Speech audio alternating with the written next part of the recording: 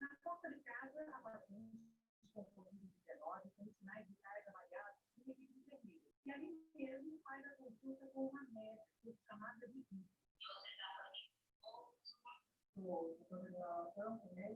Desde que o Conselho Federal de Medicina liberou a teleconsulta, moradores de várias comunidades ganharam acesso rápido e sem sair de casa a atendimento médico. Para que ter uma ideia, só na ONG que atua em favelas aqui em São Paulo, Rio de Janeiro e de Natal, já fez mais de 5 mil consultas online gratuitas em 1 mês. O Ivanilda vive em comunidade, uma comunidade com 20 mil moradores na zona oeste de São Paulo. Uma mulher tiveram Covid-19 e foram atendidos à distância. Nossa, meu pai, está pior que o meu. Aí, eu entendi, para visitar esse acompanhamento, sempre estava com o médico, eu não sei como vocês ficaram, esses casos conseguiam não ter autoridade de saúde. A ONG conta com 70 médicos voluntários que doam 2 horas de trabalho por semana para atender a distância moradores de comunidades pobres. A coordenadora diz que assim as pessoas se foram menos, e que diminui o risco de contágio pelo coronavírus. Evita, mas e a gente faz com tempo, tem que chegue em tempo. Essa questão chegando em casa.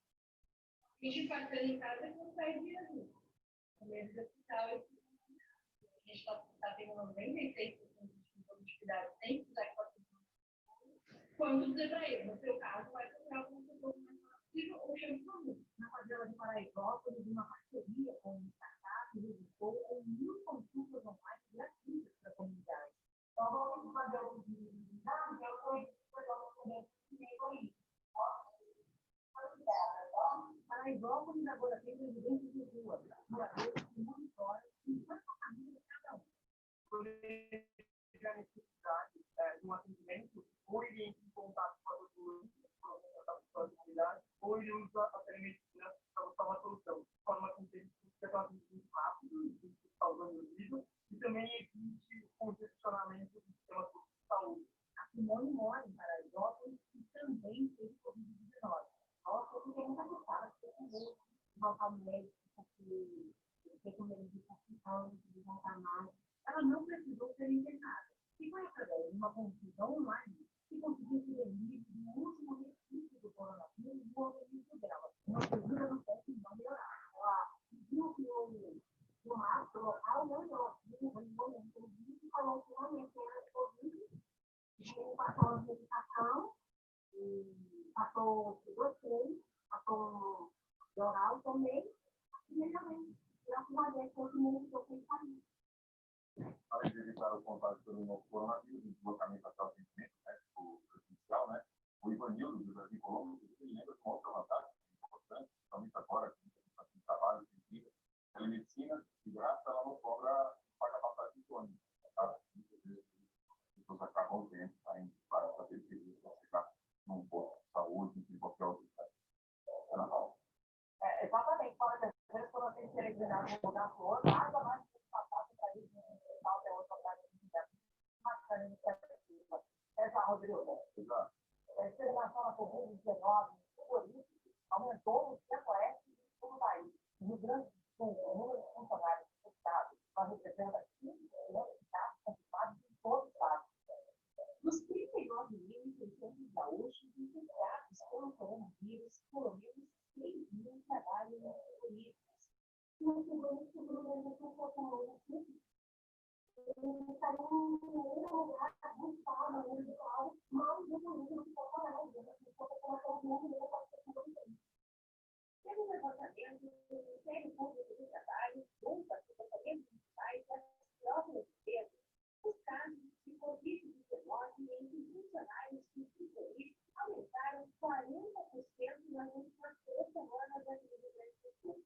14 empresas tiveram mais de 100 casos confirmados entre os funcionários. A facilidade da transmissão do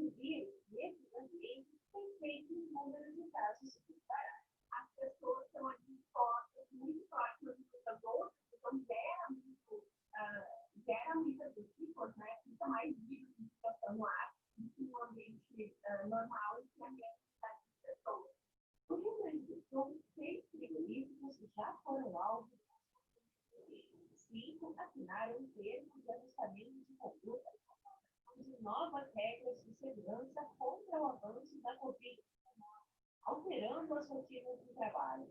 Um problema que também preocupa em Santa Catarina, de acordo com o Ministério Público do Trabalho, no início da pandemia, mais de 13 mil casos de Covid-19 foram confirmados no frigorífico. Foram cerca de 2.024 pistas, 4 pessoas morreram. Neste, em Dourados, Mato Grosso do Sul, mais de 1.000 funcionários testaram positivo. Em Juti, no sul do estado, dos 38 casos confirmados de Covid na cidade, 36 trabalham neste frigorífico que foi fechado.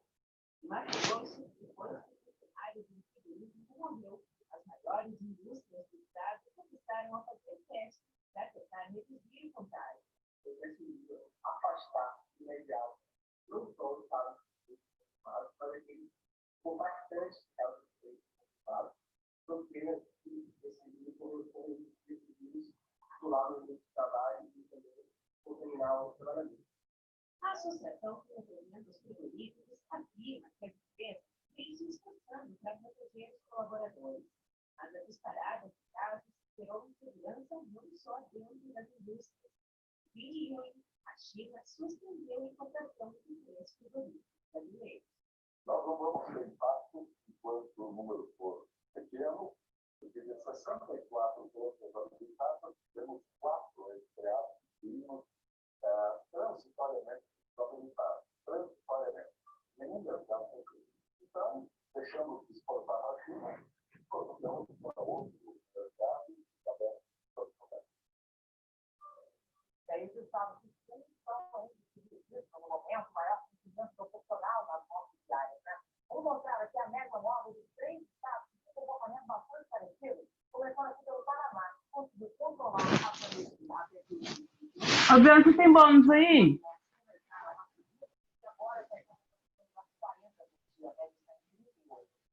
Rio Grande do Sul tem um aumento mais cedo ali, está para maio. Aí continuou subindo e agora registrou em média 24 mortes. Em Santa Catarina, a média móvel de mortes também acelerou em junho, chegou a 16%, é um número mais baixo. Tá? Mas a gente tem que considerar que a população de Santa Catarina é bem menor. E por causa desse aumento de mortes, o governo de Santa Catarina anunciou novas medidas de isolamento social que já começam a valer a partir de hoje. Então, está Florianópolis, falar como toque de Douglas Marques, nós vamos ter a maior unidade da suspensão do campeonato catarinense que tinha acabado de voltar, né, Douglas?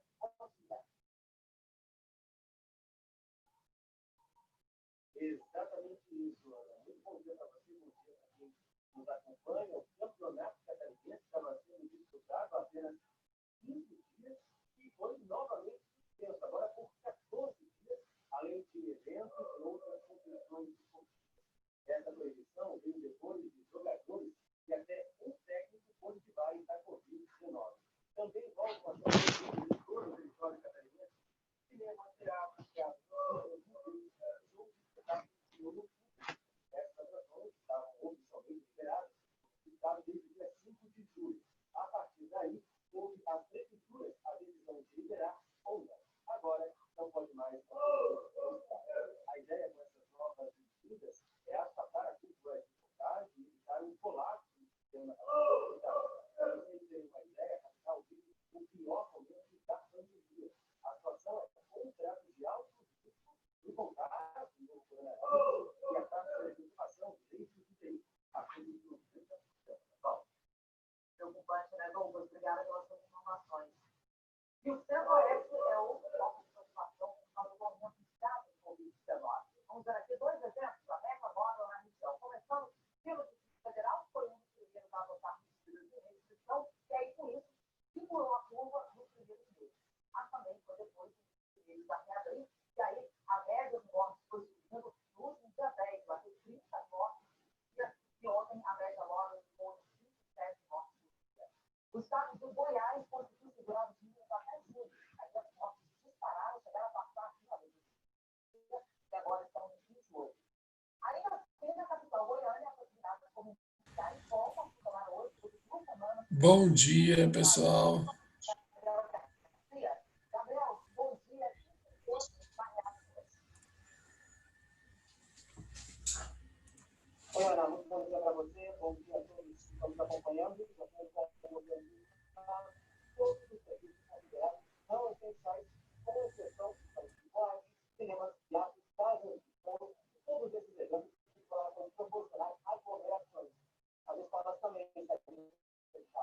de uma forma geral, as outras atividades voltam a funcionar, mas respeitando as medidas de isolamento e distanciamento social.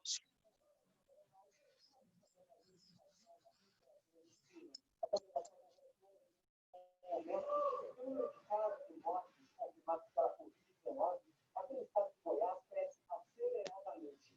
Outra preocupação é com a ocupação dos leitos de UTI disponíveis na rede pública estadual, que está na casa dos 90%. A gente torce, então, Ana, para que as pessoas mantenham as medidas de distanciamento, mas as outras também sigam cuidando com todas as medidas de higiene para evitar a disseminação da Covid-19. Você, Ana? É isso, os cuidados têm que continuar, né, Gabriel? Nós estamos com medo de uma pandemia. Obrigada. E a Polícia de Minas Gerais enviou uma carta de respirador.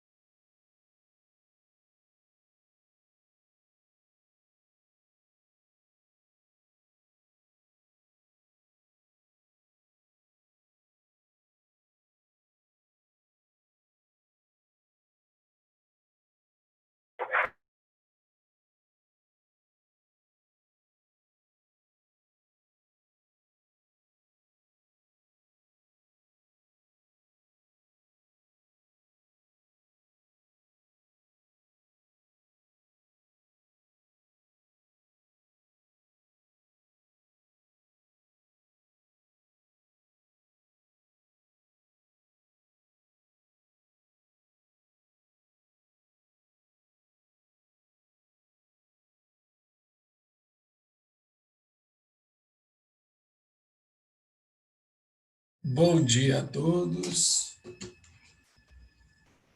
Tudo bem? Todos animadíssimos?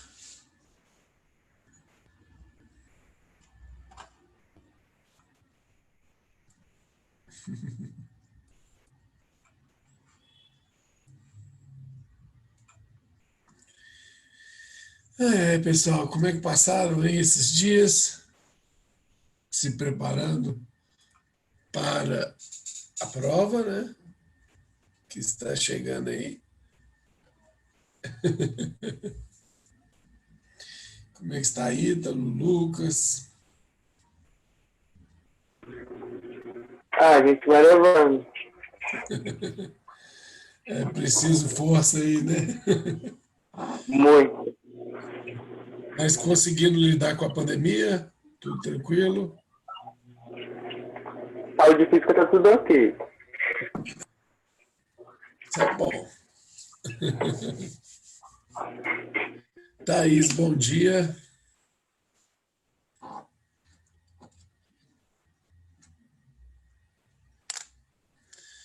Bom, pessoal, eu vou dar mais aí uns 3 minutinhos, tá? Para ver se chega mais gente antes de começarmos a nossa revisão, tá? Então, se vocês quiserem pegar uma água, alguma coisa assim, esse é o momento.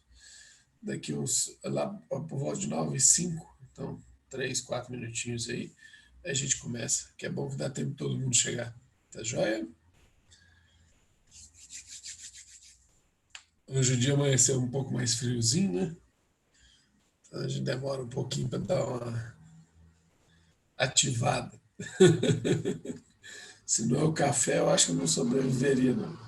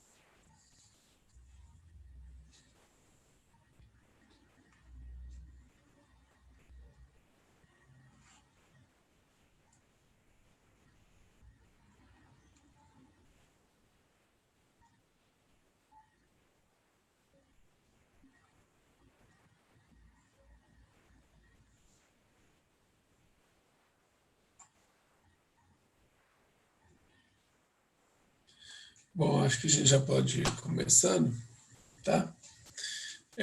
Todos vocês acredito que já vêm fazendo aula comigo, né, esse tempo, aí, ou pelo menos tenham assistido alguma aula.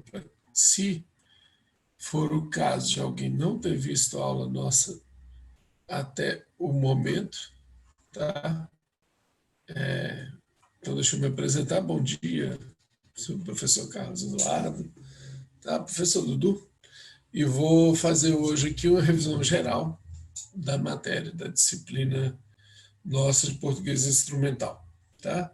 Eu estou mandando aí no chat para vocês o slide, tá? Da aula que eu vou, o slide que eu vou usar na aula hoje, tá? Então, para vocês terem o material, até mesmo para os estudos de vocês. E lembrando, né, que essa aula ela é orientada em 2 momentos, tá? Eu dividi ela em 2 momentos, a gente demora mais ou menos 1 hora nessa aula. Como é que é o sistema dessa nossa aula? Bom, a nossa disciplina ela é de português instrumental, e esse nome, né, ele é justamente porque a gente vai instrumentalizá-los. A ideia é instrumentalizá-los para fazer algo com o português, ou a partir do português, né? Então, aí é o seguinte, a missão, ou a proposta da disciplina é orientá-los na construção de um texto formal, que é o relatório técnico, né? Bom dia, Renata. Então, com isso, na plataforma EAD, vocês têm um bocado de orientações sobre como, enfim, construir um relatório técnico, e ao final, lá na plataforma EAD, vocês têm algumas noções básicas sobre questões gramaticais importantes, né, que dizem respeito não só à construção de um relatório técnico, mas à boa escrita, né, escrita formal do português. Então, nessa aula, o que a gente vai fazer? Num primeiro momento, a gente vai repassar todas essas etapas de construção de um relatório técnico, né, aquelas orientações gerais, do gênero, né, relatório, variações linguísticas, enfim, tipos textuais, tudo isso a gente vai passar nessa primeira parte da aula, e em seguida a gente vai retomar de forma muito rápida, tá? Aqueles tópicos gramaticais que a gente veio trabalhando. Então, concordância verbal e nominal, crase, gerúndio e vírgula, tá? Esse é o nosso foco aqui nessa aula de hoje, então só para explicar a vocês como vai funcionar. Acredito que com isso a gente consegue dar uma boa passada, né, na disciplina, na matéria. Se vocês tiverem qualquer dúvida, qualquer pergunta, eu coloco todo mundo no mudo, né, para poder evitar um ruído ou outro, né, durante a aula. Às vezes isso pode atrapalhar algum colega, né, mas eu vi que o Rafael levantou a mão aí. Se quiser escrever alguma coisa, Rafael, fica à vontade, tá? Mas, assim, eu deixo no mudo só para evitar atrapalhar, mas se você quiser ativar o som para fazer alguma pergunta, a qualquer momento fica à vontade. Eu só peço para, depois de fazer a pergunta, coloca no mudo de novo para evitar qualquer tipo de interferência, para evitar incomodar o colega que às vezes está ali prestando atenção, tá? Porque como a gente está em casa, às vezes a gente não controla. Ontem mesmo eu estava dando aula e no meio da aula o correio sentou o dedo no interfone e foi um Deus nos acuda, sabe? Então, assim, como a gente está em casa, às vezes a gente não controla, por isso normalmente eu deixo no mudo. Mas vocês podem ativar o áudio, né, para poder fazer algum tipo de pergunta. E também o chat, né? No chat eu consigo acompanhar bem, tá? Inclusive a Camila mandou um bom dia aí. Bom dia, Camila, tá? Vocês podem digitar suas perguntas que eu vejo e aí a gente vai conversando aqui, tá? A gente mesmo à distância, eu gosto de ver a participação de vocês, tá? Para a gente poder dar um bom andamento aqui. Não deixe dúvida acumular. E lembrando que além dessa revisão, a gente vai fazer uma revisão também na quinta-feira às 19h. É a mesma revisão. Mas se você, por exemplo, ainda durante os estudos perceber que tem alguma coisa que ainda está pegando, às vezes, se você puder, assista também na quinta-feira às 19h, que aí você pode colocar alguma pergunta, alguma dúvida lá. Tá bom? Sem mais delongas, já deu aí para 11 pessoas chegarem. E aí vamos esperar, né? Não vou esperar mais não. Torcer para que mais pessoas cheguem para a gente poder ir avançando, tá? Mas então, pensando então esse primeiro momento de construção do relatório, como é que a gente constrói um relatório? Na verdade, não só um relatório, né? Qualquer coisa que a gente vai fazer, qualquer texto que a gente vai produzir, a primeira coisa que a gente faz para produzir um texto é ler sobre o assunto. Então, vamos supor que hoje eu quisesse, sei lá, escrever sobre avião, tá? Eu ia ter que ler um pouco sobre aviões, tá? Para poder ter algum fundamento, alguma base, algo, né, que me informasse, que me desse repertório para que eu soubesse escrever a respeito de aviões. Então, beleza. Eu preciso de ler, né? Então, se eu for escrever um relatório sobre uma situação hospitalar, eu preciso de buscar informações, conhecer informações desse elemento. E para bem ler, eu tenho que proceder, né, 4 passos. Então, toda leitura ela envolve 4 passos básicos. Tá? Que passos são esses? Quais passos são esses? O primeiro passo é a ativação de conhecimentos prévios. Bom, o que é isso, né? Ativação de conhecimentos prévios. Já perceberam que quando você vai ler sobre um assunto que você desconhece totalmente, aquilo é difícil? Igual, por exemplo, eu, professor de português aqui de vocês, quando eu pego um livro de física, por exemplo, para ler, aquilo é muito difícil. Por quê? Porque eu conheço muito pouco daquilo, né? Eu não domino aquele assunto. E por não dominar aquele assunto, né, eu vou sempre ter alguma dificuldade ali para trabalhar. Porque quando eu começo a ler, o meu cérebro automaticamente vai na gavetinha daquele assunto e tenta buscar as informações que eu tenho. Se é alguma coisa que eu tenho poucas informações, eu tenho mais dificuldade para fazer. Tá? Então percebam assim, por exemplo, alguns de vocês aqui atuam ou têm pretensão, têm interesse de atuar na área da saúde. Então, quando você pega uma reportagem, por exemplo, de uma revista como a Veja, por exemplo, falando da situação da saúde, você flui mais fácil naquela reportagem. Ao passo que, quando você vai, por exemplo, ler algo sobre agropecuária, se você não tem conhecimento dessa área, né, da produção agrícola, você vai ter uma certa dificuldade. Então, esse é o primeiro passo da leitura. Você ativar os conhecimentos que você tem, né, a respeito do assunto. Normalmente o cérebro faz isso naturalmente, mas o ideal é que você faça isso de forma consciente. Para antes de ler o texto e fala assim, o que eu sei sobre isso? Tenta organizar aquilo que você sabe, tenta lembrar aquilo que você sabe para poder, né, partir para o texto melhor preparado. Tá? Bom, aí a partir do momento que eu já ativei aquilo que eu sei, eu vou localizando as informações no texto e vou vendo como que o autor vai trabalhando a retomada, como que ele vai cadenciando, como ele vai ligando os elementos e construindo um texto sólido, um texto firme. Né? Então, eu vou vendo, localizando as informações e vendo como as retomadas são feitas dentro do texto. Terceiro passo, então, é produzir inferências. Por quê? A minha leitura, eu consigo ver claramente aquilo que o autor disse, aquilo que está no texto, né, de forma explícita. O que as palavras trazem é aquilo que está explícito.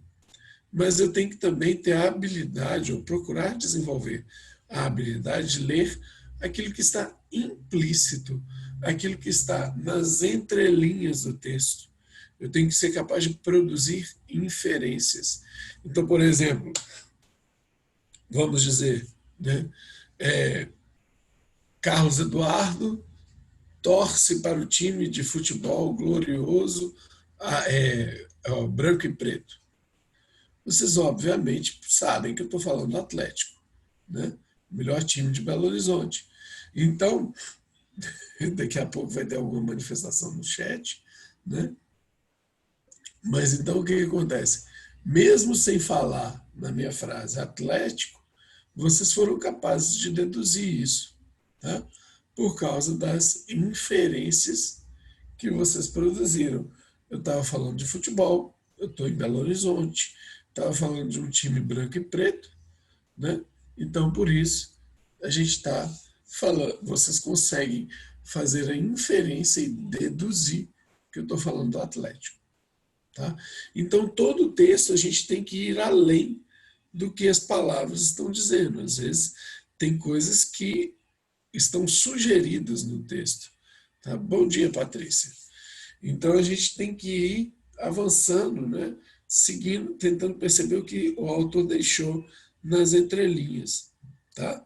Então, por exemplo, se falar assim, vamos supor que você pega um texto e o texto está falando assim, né? Como é que foi? O crescimento da economia do ano passado não se repetirá esse ano. Significa que,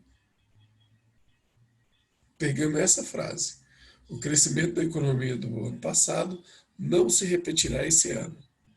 Quando eu leio essa frase, eu posso inferir que, né, esse ano, ou a economia cai, ou ela, no mínimo, vai se manter no mesmo patamar. Né? Então, a frase não me disse isso, mas eu consigo inferir, eu consigo entender pelo contexto da frase. Tá? Então, toda boa leitura tenta ir além daquilo que está expresso, né, de forma explícita nas palavras. A gente tenta, né, depois que a gente entendeu as informações, a gente tenta ir ver, fazer essa leitura mais profunda do texto. E, por fim, né, a gente tem também a ideia de produção de uma compreensão global. O que é isso? Depois que eu li, né, enfim, fiz toda a leitura do texto, é o momento de eu parar e tentar sintetizar a ideia. Né? Seja produzindo um resumo, seja anotando as ideias principais, né? Seja fazendo uma síntese, um fichamento daquilo ali. Tá? Mas, de qualquer maneira, toda boa leitura, vocês devem tentar fazer esse esforço de compreensão global. Porque imagina que, assim, você está lá, né, com sua cabeça, imagina que fosse um copo, né, copo com algum tipo de pó ali dentro, né, um copo de água com alguma poeira ali dentro. Enquanto você está lendo, a coisa se mistura toda e tal, você faz as conexões todas ali, né, e às vezes você tem umas ideias brilhantes durante a leitura, outras vezes nem tanto, outras vezes se distrai e tal, é normal, tá? Mas é interessante que depois de ler, está tudo misturado, né? Deixa esse copo paradinho um pouquinho para que a coisa para que esse pó se aceite e você consiga ver o ponto central da ideia ali. Então, sempre o processo de leitura ele vai passar por essas 4 etapas. Eu ativo o que eu sei, procuro as informações que o autor está me apresentando no texto, depois eu vou fazer inferências no texto, tentar ir além ao que está expresso ali nas palavras, e por fim eu vou tentar sintetizar, fazer um resumo, promover uma compreensão global daquilo que eu li, para poder consolidar esse conhecimento que me foi apresentado. Tá? E aí, depois de ler materiais sobre o assunto, né, que eu vou tratar no relatório, eu preciso conhecer esse gênero textual, que é o relatório técnico. Tá? Então, quais são as características de um relatório técnico? Bom, o relatório técnico ele é um texto, né, prioritariamente técnico expositivo, de caráter técnico expositivo. Então, o objetivo principal de um relatório é sempre expor algo, apresentar algo, relatar algo, uma determinada situação. Tá? Ele vai demonstrar dados a respeito de um determinado objeto, tudo bem? Ele vai tentar buscar ou mudanças nesse objeto ou relações de causa e consequência. Então, por exemplo, eu tenho um problema na minha empresa, tá? Então, o meu relatório ele pode tentar sugerir mudanças para resolver esse problema, ou ele pode dizer das causas e consequências que fizeram com que nós chegássemos a essa situação problema. Tá? Então, normalmente, esses são os objetivos de um relatório. Tá? E o texto em si, ele é caracterizado por uma modalidade, por ser disposto, né, em uma modalidade extremamente formal. Então, é um texto que vai ter poucos adjetivos, ele vai ser composto, marcado pela sua clareza, né, uma linguagem simples e objetiva, tá? Ele vai ter como caráter também, como característica, a objetividade. Então, ele vai dizer apenas o essencial, tá? Ele vai ser conciso, evitando explicações longas e detalhadas, tá?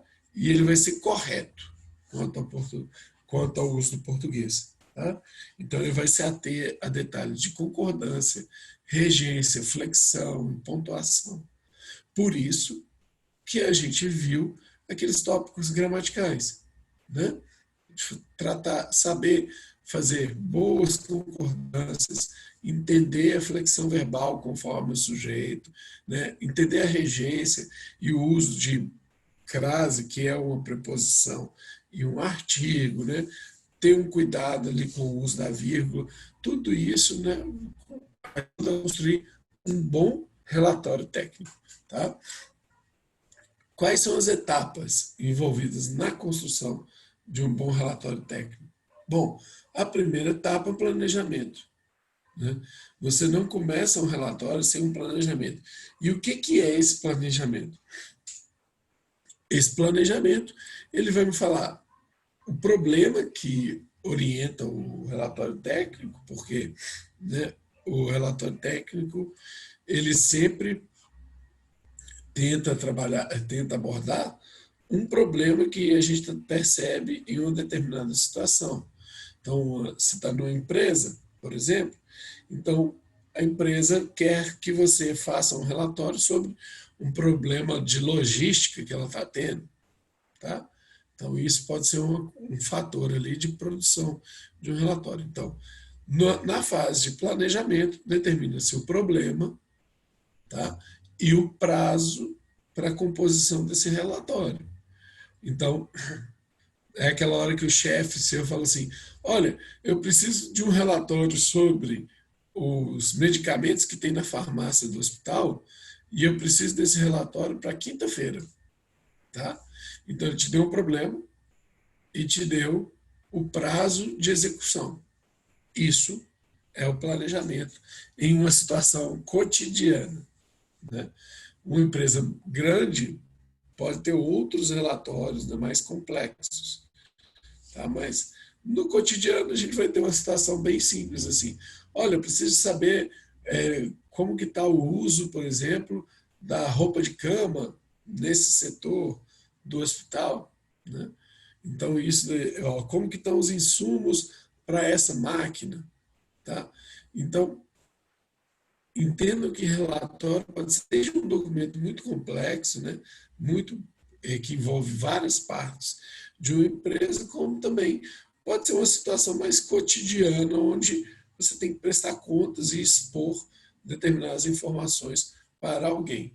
E aí, essa primeira fase de planejamento me fala o problema e o prazo de execução. Bom, tendo um problema e tendo um prazo de execução, eu preciso de coletar dados e informações sobre, né, aquele problema. Então, eu vou pesquisar ali dentro, né, da minha empresa e em documentos de fora da empresa informações para que eu consiga entender essa situação, problema, e também, né, ter dados para buscar soluções. Então, é a fase que eu vou coletar e organizar os dados a respeito do problema. Depois que eu coletei e organizei os dados, eu passo para a análise. No momento da análise, eu vou olhar para aqueles dados e tentar fazer com que eles tenham sentido, né, que eles me ajudem na construção de uma resposta ao problema que eu estou investigando. E, por fim, eu vou partir para a síntese na parte escrita, onde eu vou juntar os dados coletados, né? Então, eu junto os dados que eu coletei com a análise que eu fiz, eu vou juntar tudo para fazer um bolo, né? E entregar para alguém, né? Entregar para o meu supervisor e tal, essas informações e essas análises que eu fiz para tentar contribuir na empresa na solução daqueles problemas que eu fui detectando, tá? Ou que me foram pedidos, né? Ou que eu buscasse soluções e informações a respeito, tá? Então, a gente tem esses 4 passos, essas 4 etapas para a construção de um relatório, né? Então, planejamento, uma coleta e organização, tá? Uma etapa de análise e, por fim, a etapa de escrita. Percebam sempre que escrita é a última coisa que a gente faz. Tá? Oi, Dudu, bom dia. Bom dia, bom dia. Tudo bem? Tudo tranquilo.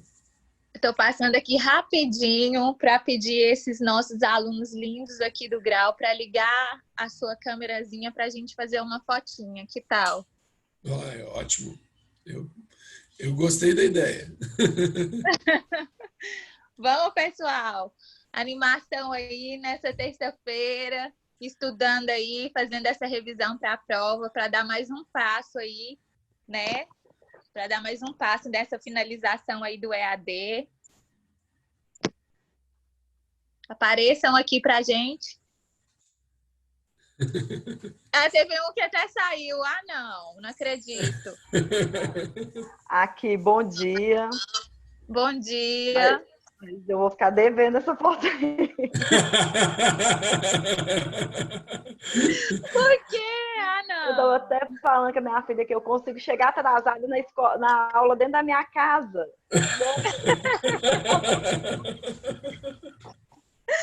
Ai, gente. Mas é assim mesmo, não tem como não.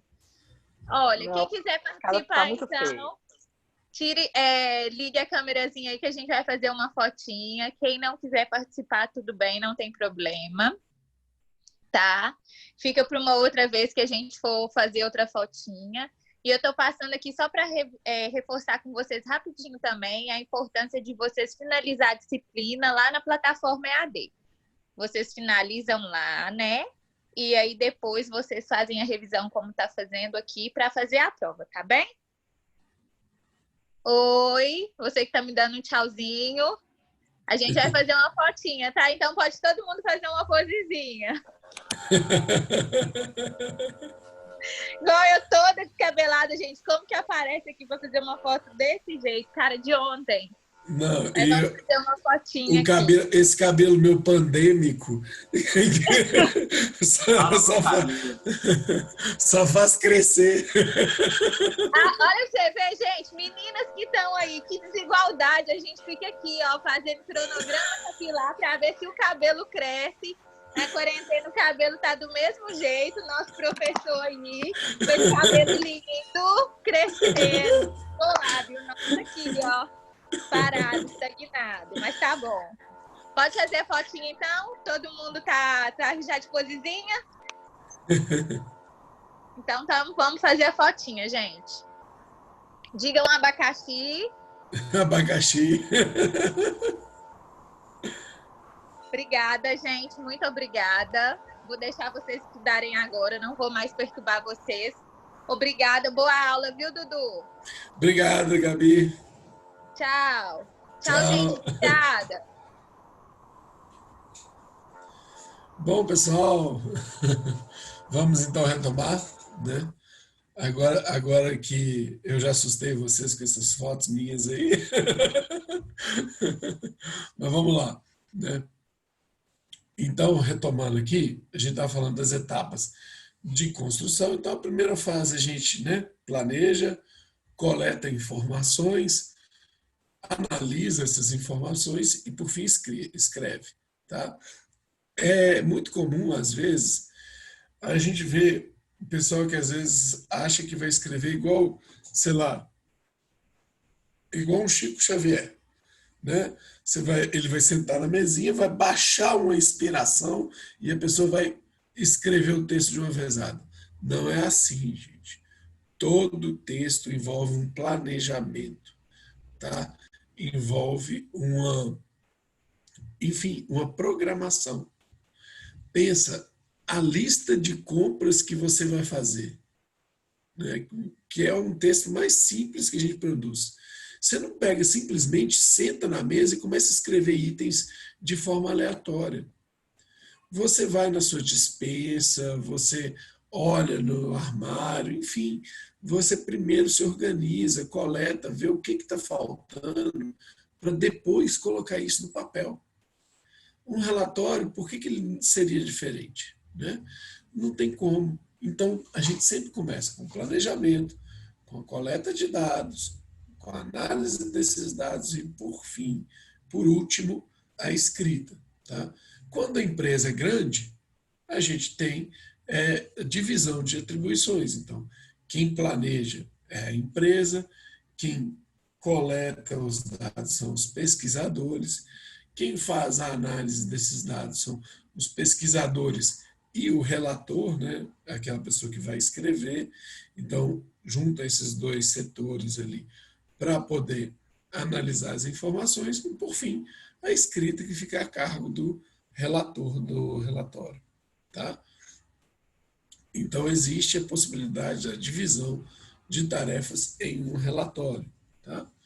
Quais são os tipos de relatório? Nós temos um relatório síntese, onde você só vai apresentar os dados a respeito de uma situação.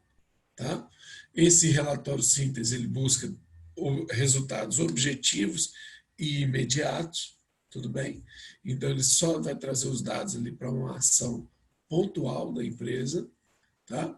Ele pode ser um relatório crítico, onde você vai trazer dados e impressões. Tá? Então, ele vai buscar soluções mais urgentes, mas um pouco mais complexas do que aquelas buscadas com o relatório síntese. E, por fim, um relatório formativo, que a gente vai trazer os dados, as impressões e oferecer soluções à empresa. Tá? Isso vai trazer soluções mais duradouras. Tudo bem? Então, por exemplo, para a gente pensar um exemplo das três aqui. Vamos supor que vocês foram encarregados de fazer um relatório sobre a situação da farmácia, né, em um determinado hospital. Tá? Então, o que acontece? Um relatório síntese, onde vocês vão apresentar dados, vocês diriam assim, né, o estoque de soro fisiológico é de 15 unidades. Ponto. Então, isso é um relatório síntese, onde você vai apresentar apenas o dado. Tá? Agora, o relatório crítico. O estoque de soro fisiológico é de 15 unidades. Esse número é menor do que o que normalmente se observa nesse período do ano. Tá? Então, você já deu o dado e uma impressão. Tá? E, por fim, o relatório formativo, dentro dessa mesma situação, seria o estoque de soro fisiológico é de 15 unidades. Esse montante é menor do que o usualmente praticado no período. Sugere-se a troca de fornecedor ou sugere-se a compra de novas unidades para reposição e ampliação de estoque. Tá? Então, você ofereceu o dado, a impressão e ofereceu uma solução. Entenderam qual que é a diferença de um para outro ali, do relatório? Tá? Então, essa é a diferença que vocês têm que ter em mente ali, na hora de compor um relatório. O que eu quero com esse relatório? Eu quero só trazer o dado, eu quero trazer o dado e uma impressão, ou o dado, a impressão e uma opinião? Tá? E a opinião não, uma solução. Tá? E isso é o que você deve buscar entender na hora de compor um relatório. Todo relatório tem a sua estrutura. Isso está um pouco melhor detalhado lá na plataforma, mas esse quadro que eu retirei de lá, tá? Ele é bem sintético, bem interessante. Por quê? A gente vê que todo relatório ele é composto de 5 partes.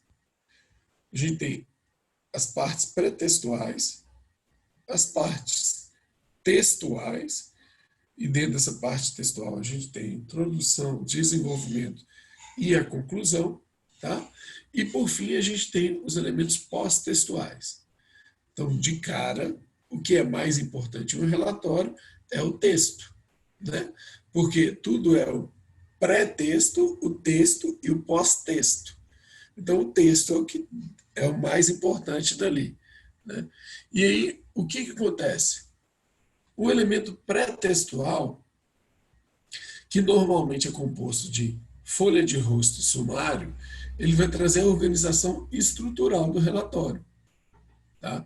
Então, ele vai trazer a estrutura, ele vai identificar o relatório, dizer da ordem dos capítulos, né, das partes que tem ali dentro, tá? Eventualmente quem que compôs, onde que foi composto.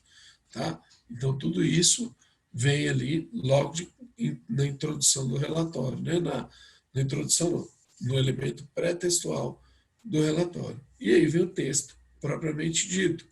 Esse texto eu vou ter uma introdução, um desenvolvimento e uma conclusão. Esses 3 elementos, para a gente nunca mais esquecer, lembra da professora ou do professor de português lá do ensino fundamental falando que toda redação tem início, meio e fim.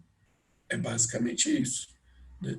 Eu tenho uma introdução, onde eu vou trazer o problema, contextualizar o problema, um desenvolvimento, onde eu vou apresentar os dados e as análises, né, que é o meio do meu trabalho, normalmente é a maior parte de um relatório, e por fim, vou ter a conclusão, onde eu vou apresentar as considerações sobre os dados e análises que foram realizadas ao longo do relatório. Tá? Isso daí é a parte central do relatório. Acabou a conclusão, o que eu faço? Eu passo para o elemento pós-textual, que, obrigatório, a gente vai ter sempre as referências, ou seja, eu vou listar os materiais, livros, artigos, revistas, né, que eu consultei para poder compor o meu relatório. Tá? Então, onde eu vou trazer as informações complementares. Bom, quanto ao texto, a gente tem 5 tipos básicos de texto no português. Tá? Existem outros, mas esses são os principais.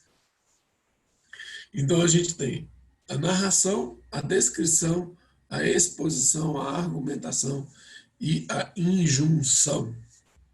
Né? A narração, eu vou falar de desenvolvimento de uma ação em um determinado espaço durante um determinado tempo. Tá?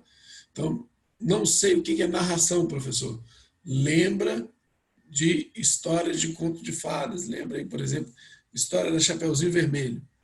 Isso é uma narração. Começa numa situação inicial, era uma vez uma menina que usava um chapeuzinho vermelho e um dia sua mãe pediu para que ela levasse uma cesta de doces para sua vovozinha. Beleza? Tá?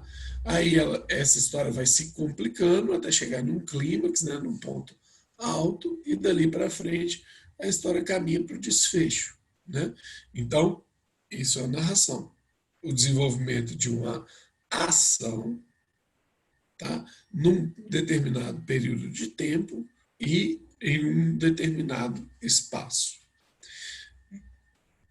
Do lado ali da narração, eu tenho a descrição, né? Onde eu vou descrever e apresentar características físicas, psicológicas ou emocionais de um determinado objeto ou de uma determinada cena. Percebam que a descrição ela é parada. Se eu pedir para vocês descreverem o lugar onde vocês estão assistindo a aula e agora, vocês vão descrever tudo parado. Né? Então, por exemplo, eu vou descrever a sala que eu estou. Eu estou sentado em uma cadeira de frente ao computador. Atrás de mim há alguns livros, há uma porta marrom, há outra porta... não consigo... noção espacial. Né?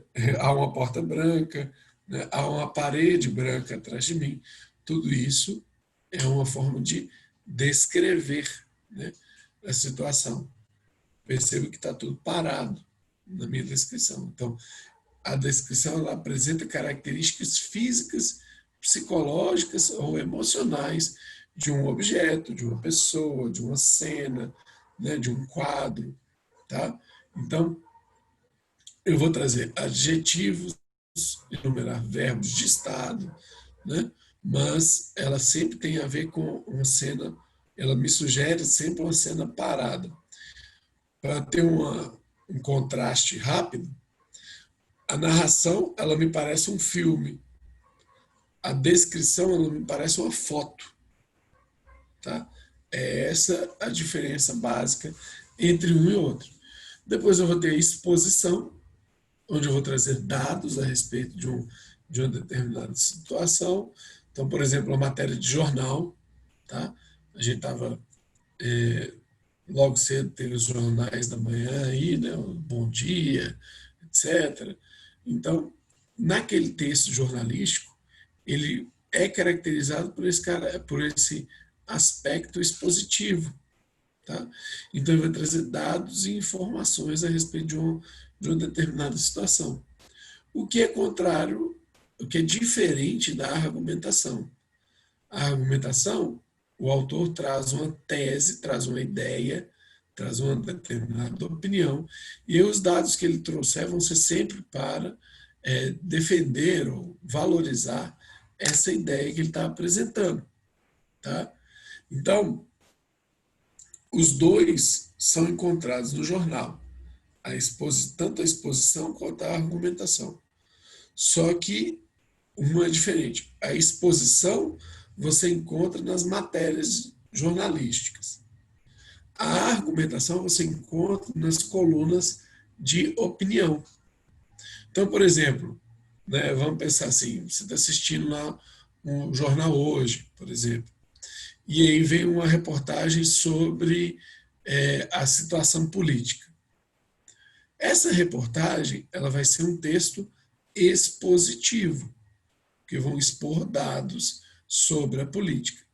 Quando vem uma repórter logo em seguida, por exemplo, a Andréa Sadi, né, que é uma comentarista de política, quando ela vem para analisar a situação, ela vai fazer o texto dela argumentativo, porque ela tem uma ideia e vai defender essa ideia conforme os dados que foram apresentados. Tá? Então, essa é a diferença entre um e outro. Em um, o principal, na exposição, o principal são os dados, na argumentação, o principal é a ideia. Tá? E aí vem o texto do nome esquisito, né? Texto injuntivo ou a injunção. O que é isso? Bom, é o texto que quer fazer com que você faça alguma coisa, sugerir alguns comportamentos ou emoções em você. E aí, como que ele faz isso? Te mandando fazer as coisas. Tá? Exemplo de texto injuntivo, que tem esse nome esquisito, mas vocês vão ver, é o texto mais bobo do planeta. Né? Um exemplo de texto injuntivo, manual de instrução do seu celular. Tá? Manual de instrução do seu computador. Manual de instrução da batedeira. Isso é um texto injuntivo, porque ele está querendo te ensinar como usar a máquina, né? Ou então, receita de bolo. Olha só, a receita de bolo, ela está tentando te ensinar a fazer bolo, né? Bom, nenhuma delas conseguiu fazer, não. Eu cozinho mais ou menos, eu olho lá, eu sei, eu sou bom para comer, né? Mas sempre tem o texto injuntivo que está ali para tentar me ensinar a fazer algo, tá? Então, isso daí é o quinto tipo de texto, tudo bem? Bom, em um relatório técnico, quais são os tipos de texto que vão ser predominantes? Porque dificilmente a gente tem um texto que usa só um tipo de texto. Né? Então, quais são os textos predominantes em um relatório técnico? Bom, em um relatório técnico, a gente vai ter muito uso do texto descritivo e expositivo, tá? Com menor frequência, a gente vai ter textos narrativos e argumentativos.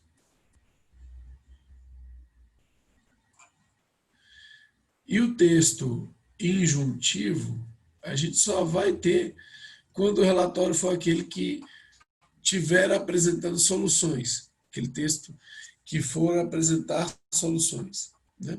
Aí ele vai usar aspectos injuntivos. Então, né, este daqui é o mais comum em um relatório. Depois, a gente tem esse aqui e esse aqui, tá? Com as impressões lá e a apresentação de determinadas situações. E, por fim, a gente vai ter este aqui, o texto injuntivo, como recorrente. Tá? Beleza? Bom, então, dando sequência, características desses 5 tipos. Exposição é um relato de dados, de conceitos e informações, ressaltando aspectos explicativos. A injunção vai indicar dados a serem realizados por alguém e vai ressaltar aspectos atitudinais. A narração, ela relata fatos, ações com personagens, num tempo e espaço, e ressalta aspectos factuais. Descrição, indicação de aspectos que caracterizam algo ou alguém, ressaltando aspectos sensoriais. E, por fim, a argumentação, onde eu vou ter a articulação de ideias em defesa de um ponto de vista, de uma tese, né? E vai ressaltar aspectos opinativos. Tá? Bom, além desses diversos tipos de texto, há diversas formas de uso da língua portuguesa. E essas formas de uso são conhecidas como variações linguísticas. A gente precisa de saber ou de identificar as situações ou as formas de uso da língua portuguesa para justamente tentar fazer um bom uso, fazer um melhor uso dela, conforme a circunstância. Então, são 5 as variações do português, né? As variações, os usos mais comuns que a gente percebe no português, e elas têm esses nomes esquisitos. Então, variação diacrônica, diatópica, diafásica, diastrática e diamésica. O que é esses diá tudo, né? Diá é sempre através, tá? É um prefixo do grego que quer dizer através. Então, é uma variação através, aí vamos lá, do crônica. O que é crônica? Crônica é cronologia, cronograma, então tem a ver com tempo, né? Então, a variação através do tempo, tá? Então, por exemplo, a variação que a gente percebe, igual farmácia, já foi escrito com PH, hoje se usa F, né? Até poucos anos atrás, ideia, a palavra ideia tinha acento, hoje não tem mais, né? Então, são as variações ao longo do tempo. Tá? Isso é variação diacrônica ou variação histórica. Tá? Variação diatópica. Tópica da ideia lá de topologia, topografia. Então, variação através do lugar, né? Através do espaço. Tá? Então, variação geográfica ou diatópica. Então, a gente tem ali um exemplo, né? Aipim, mandioca e macaxeira. São 3 palavras para dizer a mesma coisa. Mexerica, tangerina e bergamota, né? Que são formas também de dizer a mesma coisa. Então, isso aí são variações geográficas. Variação estilística ou diafásica, né? Através da fase, né? Da circunstância que eu estou envolvido. Então, ali, se é uma conversa íntima ou se é uma conversa pública.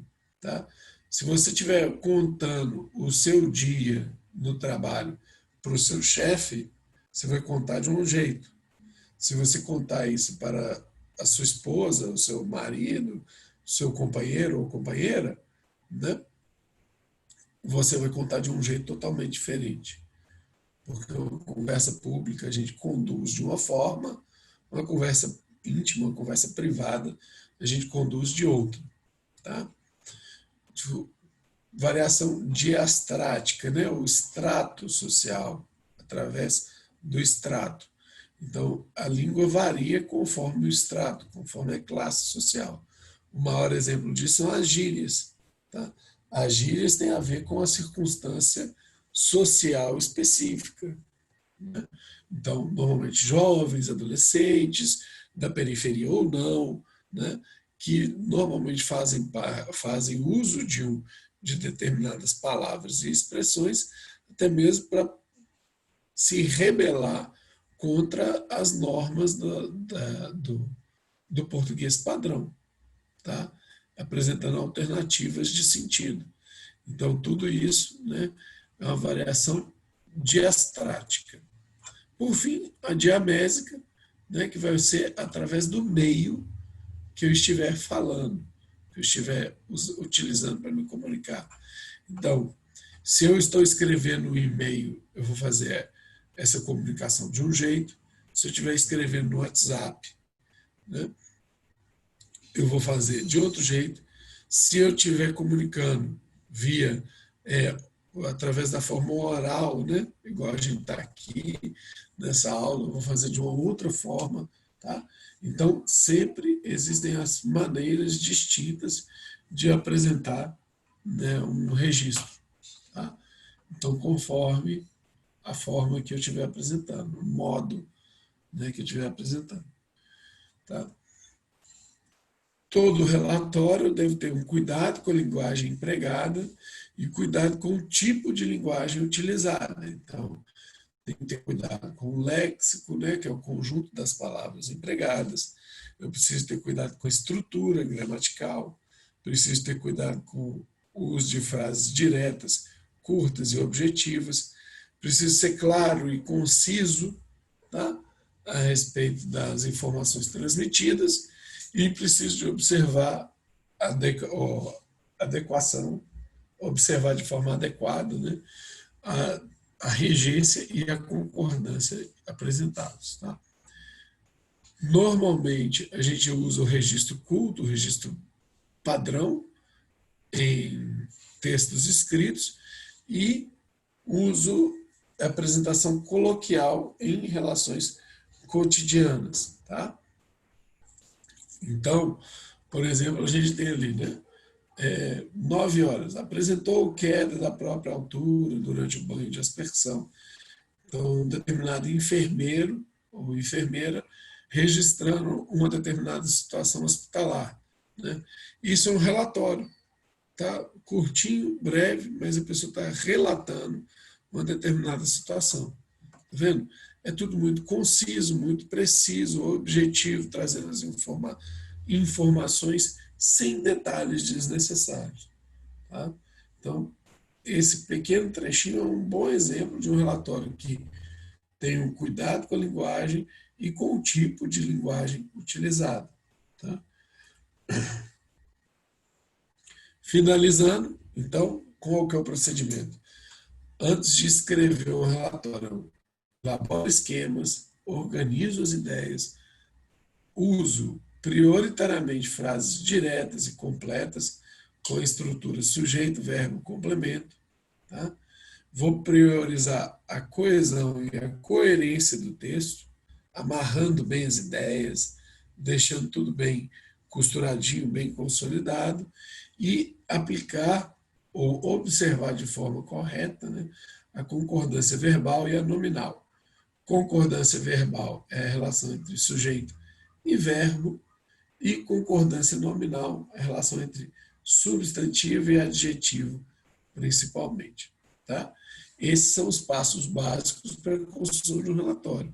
E como a gente está vendo, sobretudo, né, a parte final aqui, né, de concordância e coisa, verbal e nominal, e também a parte de coesão e coerência, isso tudo envolve elementos de gramática, de sintaxe, né, de correção gramatical. Então, por isso, a gente passa, né, aos tópicos gramaticais, começando aí com a matéria de concordância nominal e verbal. Concordância verbal, que é o nosso primeiro caso aqui, vai se referir sempre à relação de dependência estabelecida entre, principalmente, o verbo e o sujeito. Então, o verbo, ele depende do sujeito da oração, tá? Por quê? O verbo, ele flexiona em modo, tempo, número, pessoa, etc., né? E voz, então são as 5 flexões do verbo. Voz, modo, tempo, número e pessoa.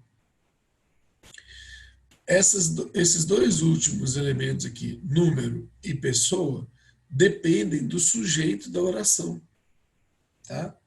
Então, é o sujeito da oração que vai me dizer a flexão de número e pessoa do verbo. Por isso, a gente tem essa relação de dependência. Quando eu falo para vocês, por exemplo, fomos ao shopping. Quem foi ao shopping? Vocês conseguem identificar só pelo verbo, né? Quando eu falo assim, fomos ao shopping, quando eu falo isso, pelo verbo, pela flexão do verbo ir, né? Que é esse fomos, vocês sabem que o sujeito é nós. O sujeito dessa oração é o pronome nós, né? Nós fomos ao shopping. Percebe que isso é o que o Cebolinha está falando aqui, ó, para a gente, tá? Que o verbo entrega o sujeito da oração. Porque como ele depende do sujeito, ele vai me falar quem é a pessoa e se essa pessoa é uma pessoa do singular ou do plural. Então, o verbo fomos me diz que o sujeito é a primeira pessoa do plural. Tá? Então, é isso que a gente tem, essa relação aí de dependência. O verbo se adapta, né, em relação ao sujeito quanto ao número e à pessoa. E aí, nesse slide que eu passei para vocês, né, vocês têm uma série de atividades e tem também a correção dessa atividade, tá? Que vocês podem fazer para tentar exercitar. Então, a gente tem os casos mais simples, né? Por exemplo, vamos pegar esse último aqui, ó. Essa última frase aqui, ó. Ângela, arranjos de Natal. Tá? Verbo fazer. Como ficaria essa flexão? A gente pode dizer assim, Ângela faz arranjos de Natal, Ângela fará arranjos de Natal, Ângela faria arranjos de Natal, Ângela fez arranjos de Natal, mas sempre eu vou flexionar o verbo fazer na terceira pessoa do singular. Tá? Então, essa aí é uma frase simples. Tudo bem? Agora, vamos pensar assim, esse daqui, ó.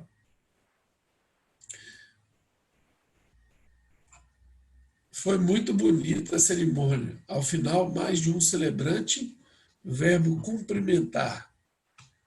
Como que ficaria? O correto, nesse caso, é cumprimentaram, no plural. A terceira do plural. Por quê? Mais de um, a gente tem que usar, quando tem a expressão mais de um, normalmente isso leva o verbo para o singular, exceto quando o verbo der a ideia de reciprocidade. Então, a concordância verbal, ela é uma relação simples entre verbo e sujeito, só que, às vezes, dependendo do sujeito ou dependendo do verbo, ela tem algumas condições particulares e especiais. Então, vale a pena investir nos estudos disso aí para uma boa, né, relação entre os elementos. Tá? Por isso, para uma boa construção de texto. Por isso, eu sugiro que vocês façam, né, esses exercícios que estão aí. Tá? Vou enviar o slide aqui no chat para quem eventualmente não tiver visto.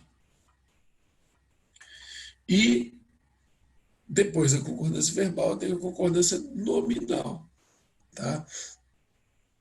a concordância nominal, ela vai se referir à relação entre adjetivos, pronomes, artigos e numerais que concordam em gênero e número, ou seja, masculino e feminino, plural e singular, né?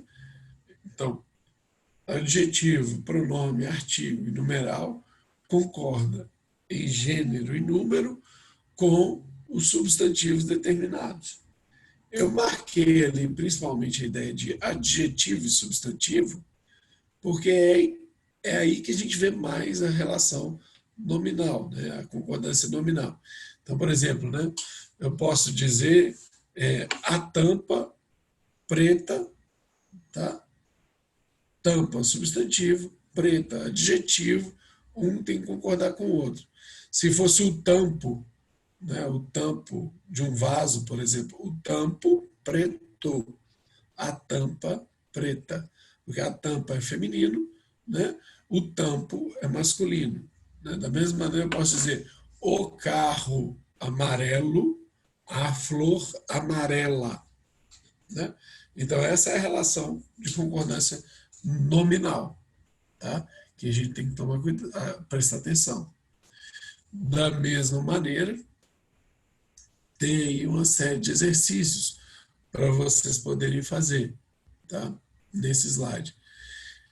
Percebam que a maior dificuldade que às vezes a gente tem é o seguinte: na concordância nominal, muitas vezes a gente confunde o adjetivo com o advérbio, tá? Adjetivo varia, advérbio não. Então é o caso dos bastantes ali, logo do início. Né? Bastante, existe a palavra bastantes, existe. Quando que eu uso bastantes? Quando, se eu trocar a palavra bastante, aparecer muitos ou muitas, no sentido de vários, várias, diversas, tá? Isso daí, sim, vai ter aula na quinta-feira, às 19 horas, essa mesma aula de revisão, tá? Mas então, retomando aqui, se bastante eu puder trocar por vários, diversos, né, muitos no plural, então bastantes, tá? Porque aí me dá a ideia de quantidade. Agora, se eu puder trocar simplesmente por muito, né, como uma coisa de intensidade, aí isso não varia. Então, olha lá, tenho bastante ou bastantes razões para julgá-lo. O correto nessa frase, né, é o bastantes, porque eu tenho muitas. Tá? Ao passo que viveram situações bastante ou bastantes tensas. Bastante, porque é muito de intensidade. A situação era muito tensa. Tá? Então, isso é um cuidado e vocês devem prestar atenção aí na hora de fazer esses exercícios. Também tem as respostas para vocês. Tá? Aí vamos para a bendita da crase. Vamos caminhar aí mais um pouquinho, né, para a gente tentar entender como usar a crase. Né? A crase, o que ela é? Para usar bem, a gente precisa entender, né? O que é a crase? Bom, a crase ela é a junção de uma preposição a com um artigo a. Tá? No português, existe vogal dupla? Existe. Por exemplo, né, eles veem, né, ou então o voo do pássaro. Tá? Então, existem situações onde, por exemplo, o E é duplicado, o O é duplicado, mas isso não é comum no português. Tá? Então, para evitar que a gente tivesse um AA junto, tá? O que a gente faz? A gente escreve apenas um A. Então, na crase, a gente escreve apenas um A, tudo bem? E coloca um acento grave, tá? Aquele acento que sobe para a esquerda, tudo bem? por favor, gente, não usem o acento agudo na crase, porque ele é no máximo um grito, né? Ah! Né? Isso daí não é uma coisa que a gente deve fazer. Então, a crase ela é um A com acento grave, que é o acento para a esquerda. Tá? Tem algumas pessoas que querem falar bonito e aí alongam isso. A pessoa assim, ele foi à praia. Não precisa de beleza, um abraço até quinta. Tá? Mas, então é o seguinte, você não precisa, na hora de ler, você não precisa de alongar essas informações. Tá? Basta dizer, fui à praia. Pronto. Tá? Mas na hora de escrever, você tem que marcar com acento grave, tá? Para poder dizer que ali tem. O que o acento grave marca? Ele me fala que tem uma preposição a mais um artigo a. Tá? É isso que a crase me indica. Tudo bem? Bom, se o artigo é a, e a gente falou ali de concordância nominal, que o artigo ele tem a ver com o substantivo, então, artigo a é um artigo feminino, substantivo tem que ser feminino, então, para aceitar esse artigo a. Logo, primeira regra de crase, eu não tenho crase antes de palavra masculina. Tá? Porque se eu tiver um A solto antes de uma palavra masculina, esse A ele vai ser só preposição. Tá? Ele não vai ser preposição mais artigo a. Tá? Então, atenção aí. Não existe crase antes de palavra masculina. Tudo bem? Então, isso é um elemento importante para vocês aí. Tá? Agora, eu tenho um A ali e quero ver se ele tem ou não crase, se acontece ou não crase naquele A. Como é que eu vou fazer para saber se tem ou não? Tem 3 testes que eu posso fazer. Né? Eu vou dizer, vou trocar a palavra feminina por uma masculina. Tá? Então, fui à praia, fui ao shopping. Se aparece esse ao, significa que tem preposição mais artigo. Então, fui à praia, tem crase. Né? Ocorre crase ali. Eu posso substituir, né, o a por para ou para a. Então, por exemplo, né, leio uma história a você. Leio uma história para você. Bom, apareceu só para. Se aparece só para, é só preposição. Então, não tem crase. Agora, viajou para a Inglaterra. Viajou à Inglaterra, viajou para a Inglaterra. Né? Se aparece para a, tem preposição em artigo, logo ocorre crase. Né? E eu posso substituir o verbo ir pelo verbo voltar. Se na hora que eu substituir pelo verbo voltar, aparecer voltar da, significa que tem crase. Tá? Então, fui a Curitiba, voltei de Curitiba, não tem crase. Agora, fui à Bahia, voltei da Bahia, esse a Bahia, né, ele tem crase. E por que tem crase? Né? Porque, vamos lá, né, o de,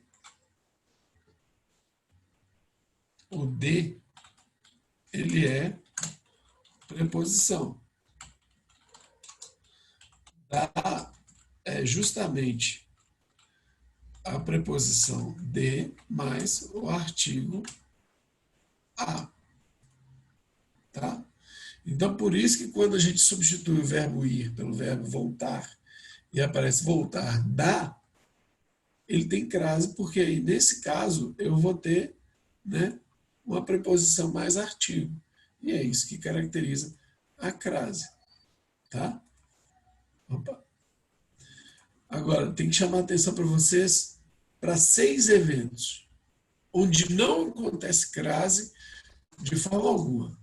Crase não acontece antes de verbo, porque verbo não é masculino nem feminino, tá? Ele não aceita artigo, tá? Ele não aceita a crase ali, então, justamente por não ter esse elemento, tá? Antes de palavra masculina, porque antes de palavra feminina não vai aceitar o artigo feminino, né? Antes de pronome de tratamento, então, com exceção de senhora, senhorita e dona, tá? Esses 3 pronomes aceitam crase. Agora, vossa senhoria, vossa excelência, vossa santidade, nenhum desses aceita, não. Ou então, você, né? Você também não aceita crase antes. Antes de pronomes em geral, então, esta tampa, aquela flor, né, aquele muro, né, esta bola, tudo isso, né, não aceita crase. Em expressões formadas por palavras repetidas, então, dia a dia, mano a mano, frente a frente, toda vez que eu tenho 2 palavras iguais e um azinho no meio, aquele a não tem acento grave, não é uma crase aquele a. Tá? E, por fim, quando o a vem antes de uma palavra no plural. Porque, vamos lá, né? Se uma palavra no plural, se antes da palavra no plural eu tiver uma preposição, um artigo, eu vou ter sempre assim, uma preposição a mais um artigo as, né? Porque a palavra vai ser no plural. Então, a minha crase vai ser assim. Agora, se eu tiver um a seguido de uma palavra no plural, isso vai ser só uma preposição. Tá? Beleza? Então, por isso que se eu tiver um a sozinho e uma palavra no plural, aquele a é só uma preposição. Tá? Tranquilo? Sossegado? Bom, por fim, a gente tem o gerúndio, tá? A gente vai caminhando para o gerúndio, tudo bem? Gerúndio é uma forma que a gente tem que evitar, mas para usar bem o gerúndio, eu tenho que lembrar que ele tem 6 formas de uso, que são gerúndio modal, tá? Que ele vai me indicar o modo como a ação verbal é executada. Então, chegou alegrando o ambiente. O gerúndio temporal, que vai me dizer de 2 ações simultâneas, contemporâneas. Então, no momento que uma ação ocorre, a outra acontece também. Tá? Então, vi Henrique conversando. No momento que eu olhei para o Henrique, ele estava conversando com alguém. Tá? Ou conversando sozinho. Né? Época de pandemia, a gente fica meio perturbado e tal. Né? Então, o gerúndio durativo, que vai indicar a duração de uma ação, normalmente no passado, então, ficou escrevendo o seu livro. Tá? Gerúndio cuja ação é imediatamente posterior ao do verbo principal. Tá? Ele indica uma ação posterior, ele ordena uma sequência de ações. Então, estudando, obterão a maior nota em português instrumental. Olha só que massa. Gerúndio concessivo, né, que vai indicar uma condição para a execução do verbo principal da frase. Então, chovendo, não iria à festa. Tá? Que equivale a dizer, se chover, não irei à festa, ou ele não irá à festa. Tá?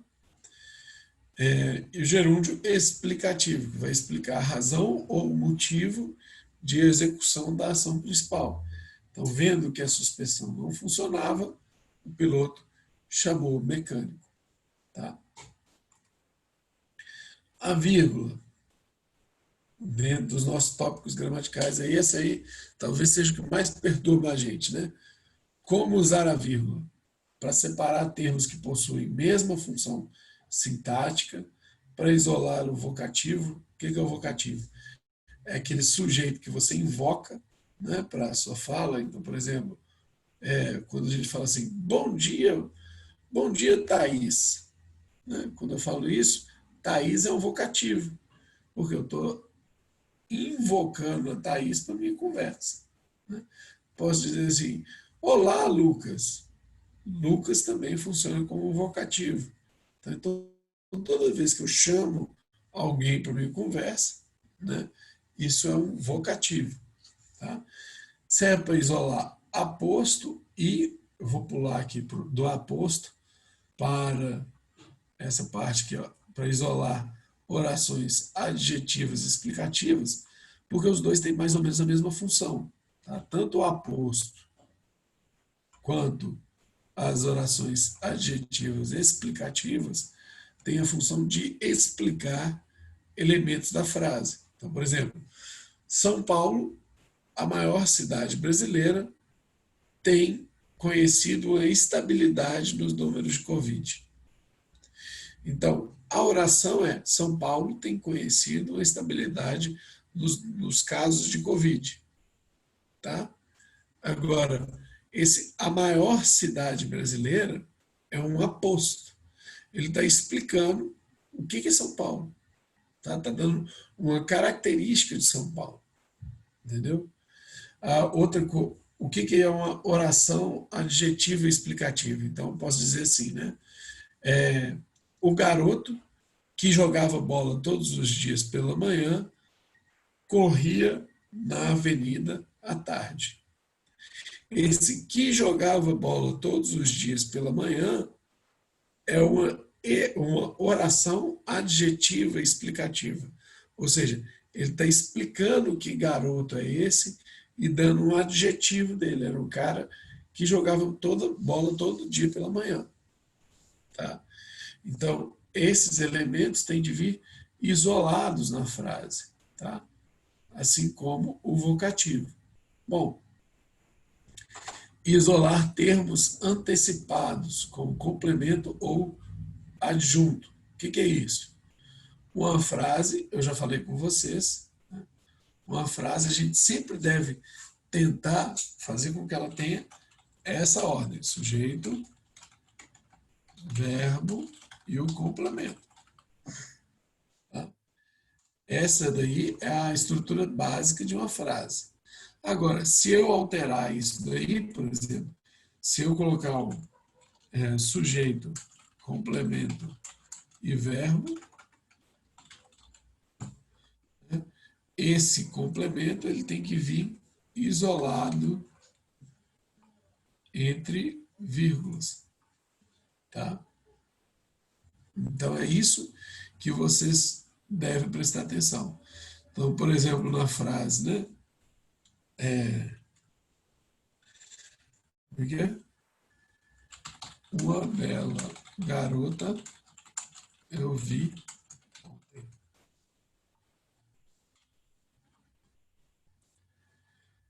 Então, vamos tomar essa frase aí, né? Uma bela garota eu vi ontem. Aquela vírgula ela está isolando o que foi antecipado, porque a ordem direta dessa frase seria, né? Eu vi ontem uma bela garota. Tá? Então, toda vez que eu altero a ordem da frase, a ordem direta, eu tenho que botar uma vírgula para marcar esse elemento. Tá? Então, isso é um dado importante. Tá? Bom, a gente já viu isso aqui, isso aqui, isso aqui, isso aqui. Não, isso aqui não. Separar explicações explicativas com conjunções e conectivos, isto é, né? A gente pegar e separar aqueles elementos que vêm com as expressões, ou seja, portanto, tá? Então, todos esses elementos, quando aparece, a gente tem que botar uma vírgulazinha ali, tá? Por isso é que é comum vocês verem em texto, né? Uma vírgula antes e depois do mas, né? Do porém, do entretanto, porque a gramática formal, né? Exige que isso seja colocado. E aí, o elemento mais comum para separar nomes dos locais de datas. Então, Belo Horizonte, vírgula, 14 de julho. O professor está até perdendo a noção do tempo, né? Belo Horizonte, vírgula, 14 de julho de 2020, tá? Então, nesses casos, eu tenho que obrigatoriamente usar a vírgula, tá? Bom, e o ponto e vírgula, eu uso ele para separar itens enumerados e também para separar um período já grande que tem muitas vírgulas. Então, eu uso para dar uma quebrada maior ali e evitar confusão com o uso de várias vírgulas. O uso mais comum é esse da enumeração, que é o que está acontecendo aqui, ó. Eu estou enumerando os casos onde eu uso ponto e vírgula, então por isso eu tenho que usar um ponto e vírgula aqui, tá? Vamos ver aqui atrás, olha. Olha aqui, olha. Eu estou enumerando os casos onde eu uso a vírgula, e aí eu coloco o ponto e vírgula para separar isso, tá? Olha, aqui eu digitei errado, era um ponto e vírgula também, tá? Então, vocês têm vocês têm esses os usos ali para o ponto e vírgula, tá?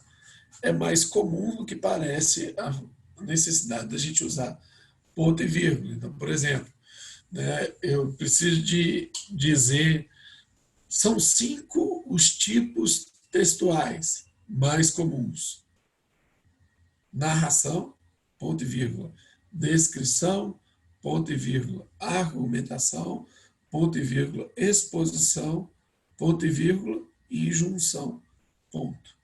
Tá? Então, toda vez que eu for enumerar coisas, listar coisas, eu devo usar o ponto e vírgula. Tá? Então, com isso, a gente conseguiu dar uma passada geral, revisar de uma maneira geral a nossa matéria, né? O nosso conteúdo aí do português instrumental. Tá? Eu estou reenviando aqui os slides para quem eventualmente não tenha recebido. Tá? Estou mandando aqui no chat. Tudo bem? E aí, qualquer coisa, né, pessoal? Entre em contato. Vocês têm alguma dúvida, alguma pergunta que vocês queiram fazer, queiram colocar?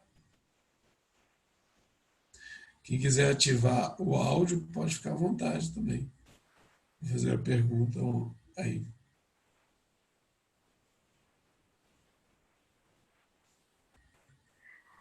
Ô, Dudu, a prova é você que vai fazer? E vai ser quantas questões? A prova eu já fiz. Olha, pertinho. São 10 questões, tá? São 10 questões sobre essa matéria que a gente deu uma revisada aqui. Tudo bem? Não, então bacana. E a próxima aula que você vai dar vai ser essa mesma, né? Na quinta-feira, sim. Tá? Na quinta-feira eu vou dar aula ainda sobre a revisão. Tá? Então, quem eventualmente ainda tiver alguma dúvida nos estudos ou quiser rever, tá? Quinta-feira, 19 horas, eu vou dar essa mesma revisão, tudo bem? Mesmo não necessariamente, a matéria é a mesma, né? Mas às vezes a forma como a gente fala pode ser um pouquinho diferente. Então, por isso, quem quiser, né, fica o convite para assistir. Quem quiser e quem puder, né, fica o convite para que vocês assistam a aula também de quinta-feira. Mas e aí, depois dessa última aula aí, acabou a nossa matéria com você. A gente não vai ter mais a graça Ao que da me- sua presença, não. Ao que me consta, sim, Patrícia. Espero encontrá-los em outras oportunidades, mas em português instrumental, ao que me consta, vocês encerram esse ciclo de português instrumental. Por isso que a Gabi estava falando, né, da importância de vocês concluírem o módulo lá no espaço virtual, né, no ambiente virtual, para poder justamente finalizar esse módulo de português instrumental e poder ir seguindo no curso de vocês em outros módulos, né? Então, mas não se esquentem, porque assim, teve uma dúvida a qualquer momento do curso, tem uma pergunta lá de português, pode me mandar, né, que vai ser um prazer respondê-los aí e ajudá-los de alguma maneira.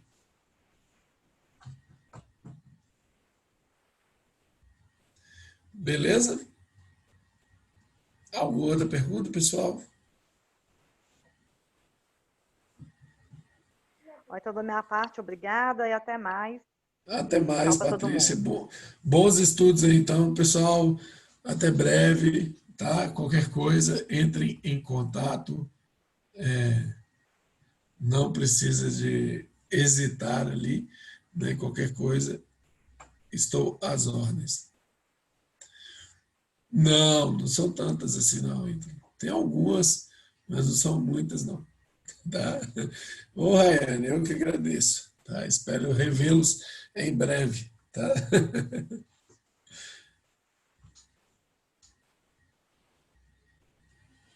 Até mais, gente. Um bom dia a vocês.